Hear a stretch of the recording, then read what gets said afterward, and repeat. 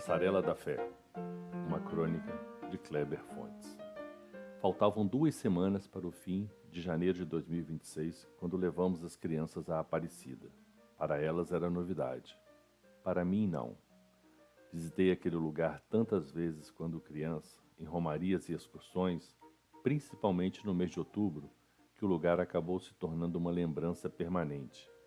Muitas dessas viagens eram organizadas pelos padres orionitas da fazenda Santo Antônio do Paiol. Foram tantas idas, tantas imagens, tantas pequenas cenas felizes, que já passara da hora de as crianças começarem a construir as suas. Nossa família é católica desde sempre, mas quando eu era criança, a motivação era menos religiosa e mais festiva. Ia pelo passeio, pela viagem, pela promessa de um dia diferente. Em geral, saíamos de Valença à meia-noite. O ônibus cortava a estrada no escuro e chegávamos bem cedo, com o dia nascendo, a tempo de assistir à primeira missa. Depois da missa, o dia se abria inteiro. Caminhávamos pela basílica e por seu entorno, sem pressa. Havia sempre uma visita à feira de ambulantes, outra à Basílica Histórica, uma parada na sala de velas e na sala dos milagres. Tudo fazia parte do roteiro, como se obedecêssemos a um ritual silencioso aprendido com o tempo. Na hora do almoço, minha avó, Tiana, retirava de dentro das sacolas uma vasilha com molho de frango desfiado e outra com pães. Havia também uma garrafa de café. O lanche era consumido nas próprias poltronas do ônibus da excursão, que permanecia aberto o dia todo. A comida era farta, como tudo que minha avó fazia. À tarde, meu avô, José, comprava um picolé de 3 cores, morango, creme e chocolate. Era comprido, envolto num saco plástico, preso a um palito igualmente longo. Tinha pouco mais de 30 centímetros e era feito artesanalmente, como quase tudo naquele tempo. Tinha gosto de prêmio. Eu me sentia em casa nessas excursões. Muitas famílias de Esteves estavam ali, representadas nos bancos do ônibus. Dona Nadir, Teresa, Dona Alvina, nomes que me lembro mais vezes e que ainda hoje caminham comigo quando penso naquele tempo. Foi numa dessas viagens que passamos por um aperto que virou história, repetida por muito tempo. Aconteceu em outubro de 1983, numa romaria organizada pelo Padre Valentim e pelo Padre João. Fomos eu, minha avó Tiana, meu avô José e Dona Nadir atravessar a Passarela da Fé para visitar a Basílica Histórica, a antiga. Naquela época, a passarela ainda não tinha divisão clara entre quem ia e quem vinha. Some-se a isso o fato de outubro ser o mês de maior movimento de romeiros em Aparecida, e naquele ano parecia haver gente demais. Quando voltávamos, o excesso de pessoas na passarela provocou um tumulto. Havia gente tentando subir, enquanto outros tentavam descer, todos apertados, muitos carregando sacolas. O empurra-empurra foi aumentando até que os pilares da estrutura começaram a balançar. Cabe uma pausa para esclarecimentos. A Passarela da Fé de Aparecida, um ícone do complexo da Basílica, inaugurada em 1971, sempre foi conhecida por este movimento. A estrutura metálica, com seus 392 metros de extensão e 35 metros de altura, foi projetada para balançar, absorvendo peso e dilatação. Era um movimento previsto da engenharia.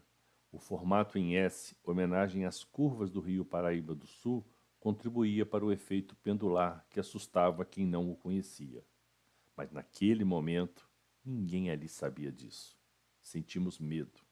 Começou uma gritaria, um desespero que se espalhava rápido. Algumas pessoas diziam que morreríamos todos ali. Minha avó apertou com força um dos meus braços, Dona Nadir segurou o outro. Talvez quisessem me proteger de uma queda. Olhei para baixo e vi os carros estacionados enquanto os postes de iluminação destacavam o movimento das bordas da passarela. A vertigem veio. Meu avô tomou a frente de nós 3. Não rezava, não gritava, observava. Caminhava atento, olhando para os lados, tentando nos livrar dos empurrões e evitar que caíssemos no chão. No meio do tumulto, ele parecia calcular cada passo.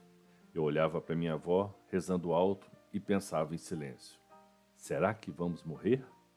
Depois olhava para o meu avô, sério, concentrado, dominando o próprio medo, e tinha certeza que sairíamos dali em segurança. A A passarela acabou sendo fechada para a entrada de novos pedestres até que todos conseguissem sair. Na extremidade, funcionários tentavam acalmar as pessoas, pedindo que andássemos com calma. Ao pisar fora da passarela, minha avó terminou a reza e respondeu a um dos funcionários, exaltada: "Queria ver se você estivesse lá, se ia pedir calma." Depois disso, ela não parava de falar. Estava nervosa demais. Agradecia, reclamava, exagerava. "Nunca mais passo nessa passarela. Da próxima vez eu vou por baixo, pela escada. Imagine se acontece alguma coisa com você. Sua mãe me mata." Era esse o misto de excitação e exagero do momento. O nervosismo da minha avó se transformando em palavras. Dona Nadir sentou-se e ficou quietinha, descansando. Eu me sentei ao seu lado. Meu avô permaneceu em pé, observando tudo ao redor. Cada um se acalmava à sua maneira. Quando minha avó contou o ocorrido ao meu pai, encerrando com a promessa de nunca mais atravessar a passarela, ele riu. "Se achar que vai cair, melhor não passar. Se passar por baixo, cai tudo na sua cabeça. É pior." Depois, ao narrar essa história em Belo Horizonte durante as férias, minha tia Cláudia me ouviu com atenção e me submeteu a um verdadeiro interrogatório. "Hã? Você viu balançar mesmo? Tinha quantas pessoas? Estavam subindo ou descendo? Como conseguiram sair? Movimentava quanto? Assim?" E mostrava um certo tamanho com as mãos. No final, apenas concluiu: "Nó!"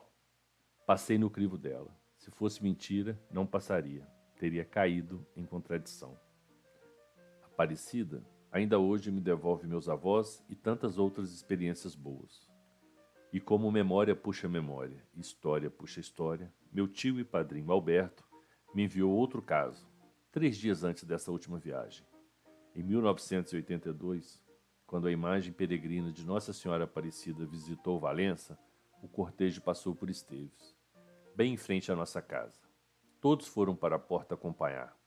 Em certo momento, minha mãe quis comentar algo com meu avô, mas percebeu que ele estava concentrado, balançando levemente a cabeça para cima e para baixo, como quem reza. Preferiu não interrompê-lo.